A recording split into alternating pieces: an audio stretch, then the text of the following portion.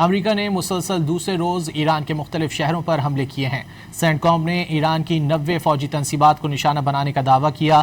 2 روز کے دوران شہادتیں 14 ہو گئیں۔ خوزستان کے شہر اہواز پر فضائی حملے میں 3 افراد شہید اور متعدد زخمی ہو گئے۔ بندر عباس، سری کنارک، چابہار اور ابو موسیٰ جزیرے سمیت مختلف علاقوں میں بھی دھماکے سنے گئے۔ امریکی حملوں کے جواب میں پاسداران انقلاب نے خطے میں امریکی اڈوں پر میزائل داغ دیے۔ کویت میں امریکی کیمپ عارف جان اور علی السالم، بحرین میں الجفیر اور شیخ عیسیٰ کو نشانہ بنایا گیا۔ قطر میں بھی خطرے کے سائرن بج اٹھے۔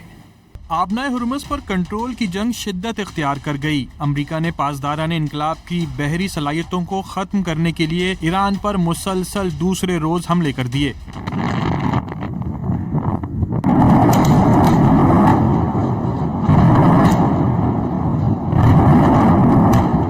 ایرانی میڈیا کے مطابق امریکہ نے بندر عباس، بوشہر اور اہواز سمیت 12 شہروں پر بمباری کی۔ صبح خوزستان کے شہر اہواز کے قریب ایک علاقے پر حملے میں 3 افراد شہید اور متعدد افراد زخمی ہوئے۔ ایران شہر میں ایئرپورٹ پر حملے کے دوران ایک فائر فائٹر شہید ہو گیا۔ کناک جزیرہ، کیشم، ابو موسیٰ، سیرک اور جیسک پر بھی شدید حملے کیے گئے۔ بوش پر گرا، جن میں پاسداران انقلاب کی 60 سے زائد چھوٹی کشتیاں شامل تھیں۔ دوسری جانب ایران نے بھی امریکی حملوں کے جواب میں خطے میں امریکی اڈوں پر میزائل داغ دیے۔ پاسداران انقلاب کے مطابق اس آپریشن میں کویت کے اڈوں کیمپ عارف جان اور علی السالم، جبکہ بحرین میں واقع الجفیر اور شیخ عیسیٰ کو نشانہ بنایا گیا۔ پاسداران انقلاب کا کہنا ہے کہ یہ کارروائی حالیہ امریکی حملوں کے خلاف ایک عبرتناک جواب کا پہلا مرحلہ تھی۔ خطے میں بڑھتی ہوئی کشیدگی کے باعث قطر، کویت اور بحرین میں خطرے کے سائرن بج اٹھے۔ کویتی حکام کے مطابق فضائی دفاعی نظام راکٹ اور ڈرون حملوں کا مقابلہ کر رہا ہے۔ قطر میں سیکیورٹی خطرے کا ہنگامی انتباہ جاری کیا گیا۔